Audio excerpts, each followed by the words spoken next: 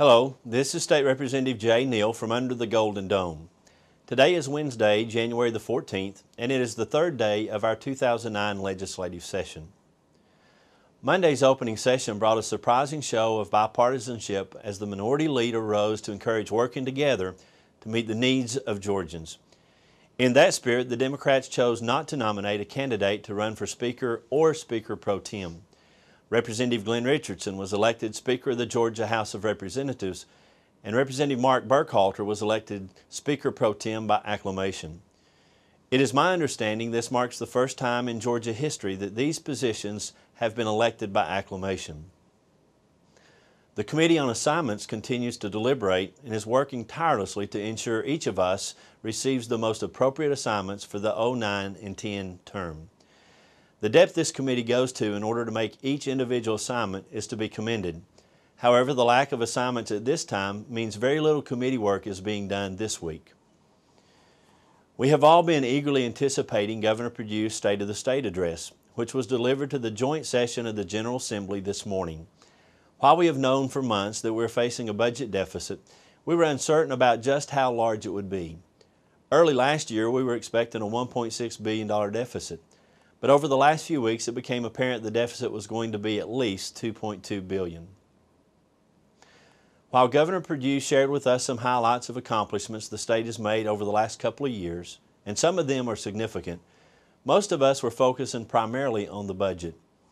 As anticipated, Governor Perdue announced an amended fiscal year 2009 budget with $2.2 billion in revenue reductions, bringing the revised total to $19.2 billion. Georgia has exhibited fiscal restraint and sound budgeting throughout the years, and as a result, we are facing this revenue shortfall with the reserve fund of $1.2 billion. However, nearly $500 million of that will be expended to fund our amended 2009 fiscal year budget and present a 2010 budget that is balanced. While we received the governor's proposed budget today, it takes a little bit of time to work through a document the size of that budget. I've started looking through it, but I'm not prepared at this point to comment on the proposal. We will begin budget hearings next Wednesday and continue Thursday and Friday. When we return the following week, each subcommittee of appropriations will begin the task of poring over the budget line by line and will make modifications to the governor's proposal. Education funding is certainly a concern to all Georgians, and as a member of the Education Subcommittee of Appropriations, I will focus primarily on this area of the budget. The Georgia Department of Education has already offered some assistance to local school boards by allowing greater flexibility in the use of state funds. I am convinced that no one knows the needs of a local system more than the parents, teachers, principals, superintendents, and school boards that are engaged in that local system on a daily basis.